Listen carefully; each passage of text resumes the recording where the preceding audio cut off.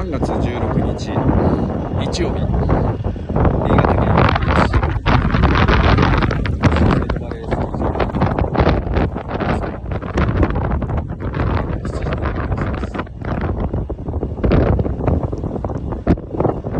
本日、日曜日ということでありまして、第1、第2、第3リフトの運行でありますが、今日はあいにくの強風です。これは嫌だ。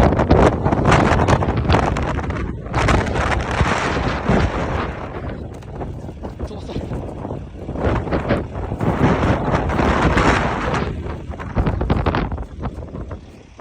はい、本日は山頂付近かなりの風吹いておりますので、リフトの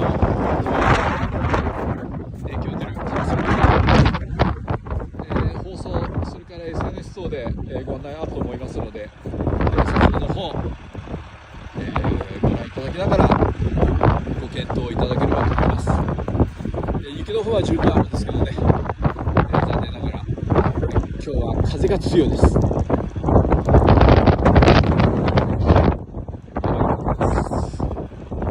はい、ということで、お待ちしております。